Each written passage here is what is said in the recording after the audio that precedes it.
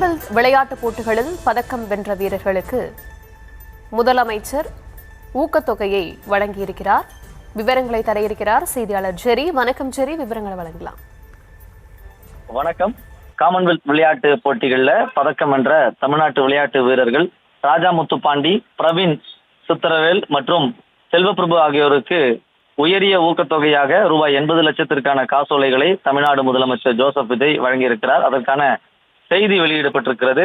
விளையாட்டுத் துறையில இந்தியாவிலேயே தலை சிறந்த மாநிலமாக தமிழ்நாட்டை உருவாக்க தேசிய அளவிலும் சர்வதேச அளவிலும் நடைபெறும் பல்வேறு விளையாட்டுப் போட்டிகள்ல தமிழ்நாட்டைச் சேர்ந்த விளையாட்டு வீரர்கள் மற்றும் வீராங்கனைகள் பங்கு கொண்டு வெற்றி பெறும் வகையில் அவர்களுக்கு உரிய பயிற்சி அளித்தல், உயரிய ஊக்கத்தொகை வழங்குதல், விளையாட்டுக்கான உட்கட்டமைப்பு வசதிகளை ஏற்படுத்துதல் என பல்வேறு முனையான நடவடிக்கைகளை தமிழ்நாடு அரசு எடுத்து வருகிறது எனவும், அந்த வகையில் ஸ்காட்லாந்தின் கிளாஸ்கோ நகரில் நடைபெற்ற காமன்வெல்த் விளையாட்டு போட்டியில் ஆண்களுக்கான பளுதூக்கும் போட்டியில் 65 கிலோ எடைப்பிரிவில் வெள்ளிப்பதக்கம் வென்ற தூத்துக்குடி மாவட்டத்தைச் சேர்ந்த ராஜா முத்துப்பாண்டி அவர்களுக்கு 30 லட்சம் ரூபாய் உயரிய ஊக்கத்தொகைக்கான காசோலையையும், ஆண்களுக்கான மும்முறை தாண்டுதல் போட்டியில் வெள்ளிப்பதக்கம் வென்ற தமிழ்நாடு விளையாட்டு மேம்பாட்டு ஆணையத்தின் முன்னாள் விடுதி மாணவரும் அரசு வேலை வாய்ப்பில் விளையாட்டு வீரர்களுக்கான 3% இடஒதுக்கீடுபடி தமிழ்நாடு செய்தித்தாள் மற்றும் காகித நிறுவனத்தில் பணிபுரிந்து வருவருமான திருவாரூர் மாவட்டத்தைச் சேர்ந்த தடகள வீரர் பிரவீன் சித்திரவேல் அவர்களுக்கு 30 லட்சம் ரூபாய் உயரிய ஊக்கத்தொகைக்கான காசோலையையும்,